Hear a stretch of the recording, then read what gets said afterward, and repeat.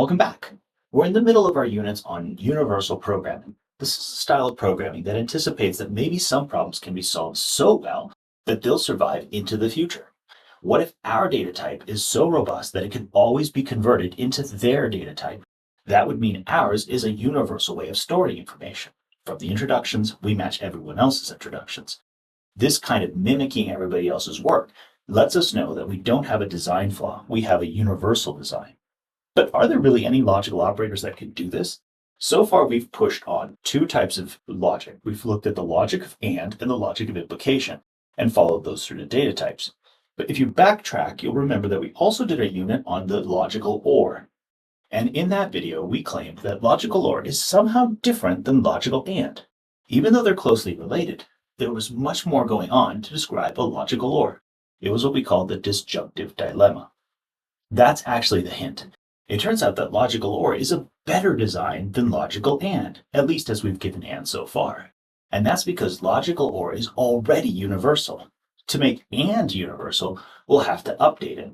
So let's take a look at the differences. Over here I have logical OR, and over here I have logical AND. Up here we have the introduction rules for OR. They come in two flavors. There's a left hand and a right hand, and I've denoted that with introduction and then putting a symbol next to the OR. Here I take a single A, and that's evidence for A or B. And if I have evidence for B, then that's evidence for A or B. In the dual version, we have elimination rules for logical AND. If I have evidence for A and B, I get evidence for A. And if I have evidence for A and B, I also get evidence for B. Those are two elimination rules. But now let's look at the missing pieces. Over here in the introduction for AND, I just need one rule. And it's a very simple rule. It depends only on A and B. When I have A comma B, I get to entail A and B is valid. Over here, however, notice I have many more terms. Along with A or B, which gives me C, I have these two other implications. A has to imply C, and B has to imply C. This was, remember, the disjunctive dilemma. So let's start from scratch using just the rules that we know for the logical operator OR and see if we can build now the diagrams that go with it, the commutative diagrams from the category perspective. This is another way to form types. It'll also give us our standard formation, introduction, elimination, and computational rules from which we'll write some code. We'll compare that to our AND construction. Here's my two introduction rules for the logical OR. That means I can see that my data is based on needing two terms, A and B. So the start of my story is that I have A and B. And that's going to stay throughout the journey. The next phase is that I wanted to construct something. What did I construct? I constructed A or B from either one.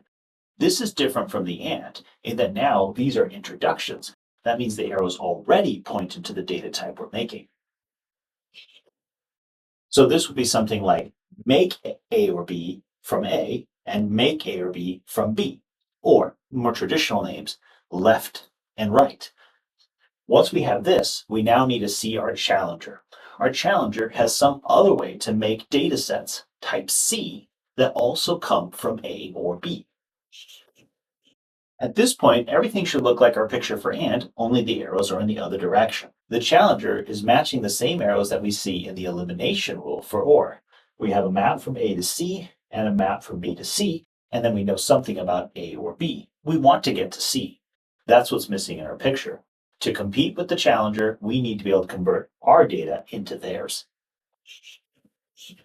We've now drawn the picture known as the universal property of the OR. It's drawn in a category now. We have objects, which are different data types. The arrows are now functions. They're moving our data. Once we have a challenger that mimics the same behavior we have, we show that ours could convert to theirs. In this sense, ours is a universal program. There's no reason to worry about a challenger. We will always be able to match their behavior. So now let's put this to code. First, we need to form the type. That's this A or B. I'm going to use the word either. It's used classically this way, and it also sounds like what OR does. Something is true, either or. So either of A or B. We don't know which one, either one. Now we need to explain how we're going to introduce them. We could start with something from A and end up with either A or B. So from A, I'll take a piece of data, little a, of type big A, and that'll be one way I can form my either. Another place I can do it is from B, little b of type big B. Note, if you look at many programming languages, this system already exists, and it might be called in left and in right, thinking of coming from the left side or the right side. I'm going to keep A and B around. Now that we have the introduction rules, we need to worry about our challenger. Our challenger in this case is about an elimination. We see that because the arrow is leaving our data type to go somewhere else. That's what elimination rules will do. In our diagram language, we will leave with elimination rules and we'll come into our data type for introduction rules. We have two introduction rules already set up. We need one elimination rule because there's only one arrow that leaves. Let's write that one down. So here's one of our plausible elimination rules. I decided to call it 2C because I'm starting with a piece of data that's either A or B, and I want it to become something in my challenger, my C. Notice this should match our elimination rule in logic. A implies C becomes a function, A to C. We have a parameter f from A to C. We also have a function g from B to C, and that's matching the B implies C. We also see them over here. These would be f and g respectively. They're leaving A and going to C, and they're given to us by our challenger. Once our challenger supplies us with f and g, we use our internal data to compute C. We'll start with what we know and conclude something that matches what the challenger would do. This is where we finally have to think about our computation rules. Where are we going to get our computation rules from? They're already in our diagram. Remember, our diagram is commutative, and therefore it's hiding a bunch of equations. The equation in this case is that f is the same as going through the introduction from A up through our elimination to C. We now see that from A followed by 2C better equal f. F of what? Whatever the initial value A was. That gives us a way to program it. And so using the commutative diagram's equation, we know exactly how to fill this out. We need to know which side we came from. When we created this, we introduced it on one side or the other. If we introduced it on the A side, then I'll tell my computer to know that it was on the A side, and I'll store the data at little a. If I came in from the B side, I'll tell myself to record that it was from B, and I'll store the data little b. Then when it comes to the 2C elimination rule, given the f and g from our challenger, all I have to do is produce C. I check to see if the case is A. If it's A, I know that data is now the original little a. I simply pass that to f. I start from my little a, apply it, I end up where the challenger would end up. They're exactly the same result by design. My new data type is now robust enough to survive into the future. Syntax will change, programming language will change, but the logic is universal. This particular dual version of AND is robust enough from the start. We could have done the same thing with our AND. If we come back to our introduction rule for AND, a more chatty version of the AND story would be to say, why did we know A and B were true in the first place? Perhaps one common clause caused both A and B. We now see this is a similar version to the disjunctive dilemma. We're now claiming that there's a process that from C we get A, and from C we also get B. Then, once we have evidence for C, we'll get both A and B as consequences, which means that we can introduce an A and B. This is a bit more realistic. After all, when we put A comma B, we're already leaving implicit why those were valid. Those were at least valid in a context. Now we're drawing out of the context the true cause, the C that's causing both A and B to be true. By being more verbose, we now restore the implicit symmetry that we expect from AND and OR. Notice the two implications and a term producing the AND versus the disjunctive dilemma with two implications, the OR, and then the conclusion. This is perfect. By making this symmetry, we'll be able to learn from both sides. We also start to see that if we diagram this, we will get the kind of diagram that we were expecting for a universal property. Let's see what that looks like. So here's our cartoon story box telling us how to think of the diagram over time. We started out with the given data, A and B. Then we formed a new data type, A comma B, along with two elimination rules. A comma B projects out to A and projects out to B. You could call that get A and get B, or as mathematicians prefer, pi A and pi B. Then along comes a challenger. The challenger has their own elimination rules. Our job is to meet the challenge by finding a way to convert all their data into our form of data. If we do that, we make our data type universal. That's the arrow going down. Now, if we think about the flow of data, which one of these are introduction rules? It's the pink arrow. It's the only arrow headed into our data type. And the whole point of introductions is to produce data of that type. So there's our introduction rule right here at the end of our story. The two elimination rules appeared at the beginning, and now we have the introduction rule. It also should look very similar to our adapted AND. Our adapted AND has a C mapping to A and a C mapping to B.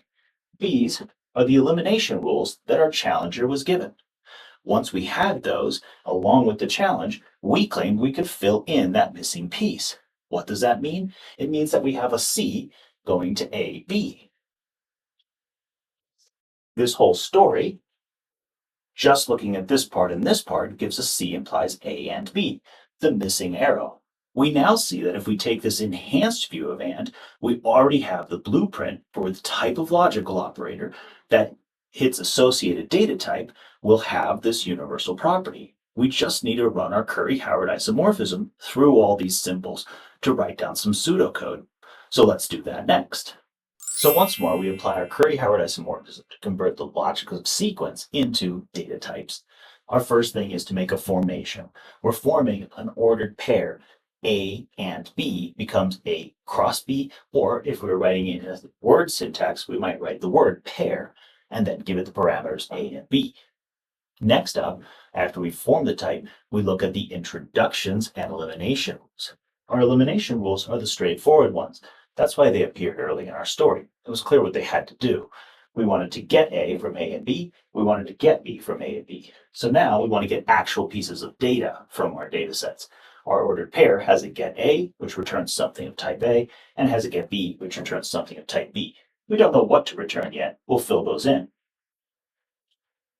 Now let's look at what we are given. Our new introduction rule is no longer giving us a little a and a little b. It's no longer giving us a string and a domino. Instead, it's giving us a reason to believe there was a string and a domino. For example, we emptied the drawers into a pile. From that one cause, we will deduce the correct string and the correct domino. So what we need is we need to have an initial cause type. That's our C. We need to have a function that converts each cause into a type A and converts each cause into a type B. These are the arrows given to us by our challenger.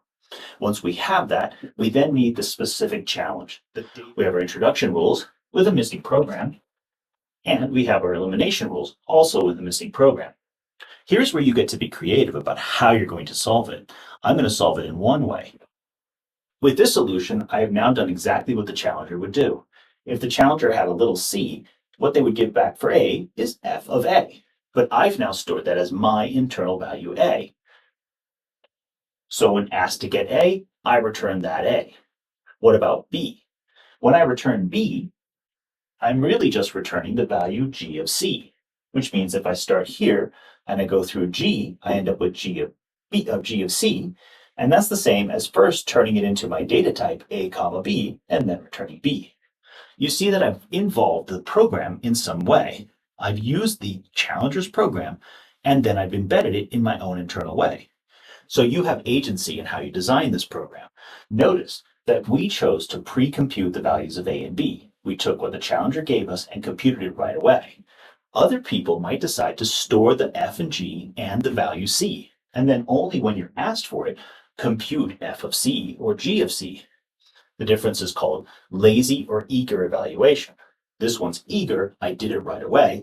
This one's lazy, I wait to see if you're going to use it. There are many reasons to use one over the other, but I'm just trying to demonstrate that the computation rule is doing this in a rigorous legal way and not a dictation on exactly how you program it. The net result is the same. What we have achieved is a universal solution of the pairing problem. We are able to take our pair, create a new data type such that any future challenger could not improve upon ours. We could always take their challenging inputs and store it in our own internal way. We'd lose no information. What could be better than a data type that's going to survive into the future?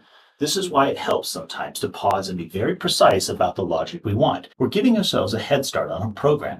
And if we program universally, we can write programs that no one will ever have to update, other than to change the language. Until next time. That's how you take care of your chalkboard.